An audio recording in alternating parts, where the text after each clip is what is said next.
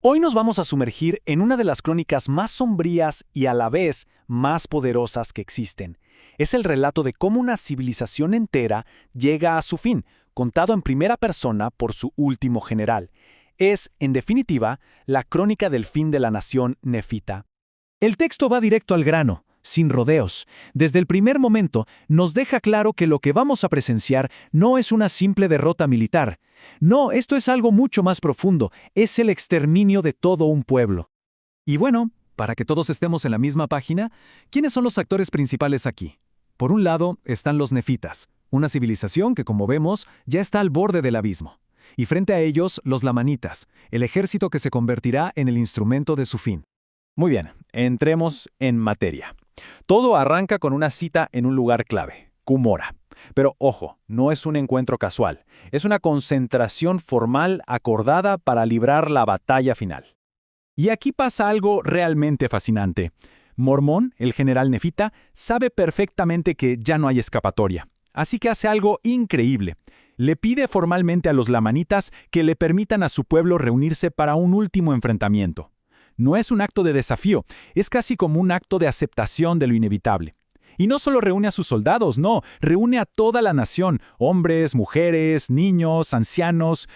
En este punto, vemos el contraste tan brutal de la situación. Por un lado, tienes la intención de los nefitas, buscar un final con algo de dignidad, una forma de cerrar el libro de su propia historia. Pero la realidad de Cumorah es otra cosa, completamente distinta. Esto no es un campo de batalla para la defensa, es básicamente un escenario preparado para una ejecución masiva. Y con esto llegamos al clímax de la crónica. Lo que sigue a continuación de verdad no se puede describir como una batalla. Es una aniquilación sistemática, una carnicería que de hecho ya había sido anunciada por generaciones. Para que nos hagamos una idea de la escala de esta masacre, la crónica nos da una cifra: más de 230,000 personas. Y recordemos, no son solo soldados, es una nación entera. Son familias, reunidas en un solo lugar esperando el fin. El relato no se anda con eufemismos, es directo. El ejército lamanita, inmenso, simplemente avanza y arrasa con todo. La resistencia es inútil. La crónica describe cómo caen por decenas de miles. Es una imagen desoladora. El resultado, pues, es el colapso total. Las líneas de defensa se desintegran. La lucha ya no es por la victoria. Eso es imposible. Se pelea por desesperación, no por esperanza. Es el último aliento antes de la extinción, hasta que simplemente no queda nadie.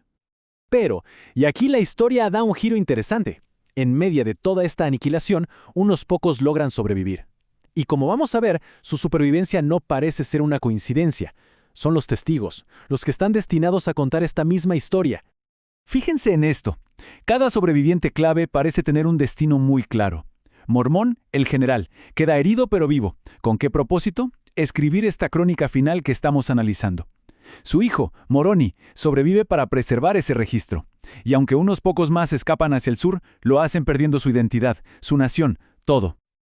Ahora, la crónica cambia de tono. Dejamos por un momento la descripción de la batalla y entramos en el análisis de su general. Este es el corazón emocional del relato, donde Mormón contempla la ruina de su gente. Y aquí, el texto nos da uno de los lamentos más desgarradores. Uno puede imaginar la escena. Mormón, de pie, entre los cuerpos de su pueblo, y pronuncia estas palabras. Ya no es la voz de un general, es la de un padre que lo ha perdido absolutamente todo. Pero este lamento no es solo dolor, es también un diagnóstico moral. Mormón es brutalmente honesto sobre por qué cayeron. No fue solo la superioridad militar lamanita, no. Fue una decadencia interna, el resultado de haber ignorado siglos de advertencias.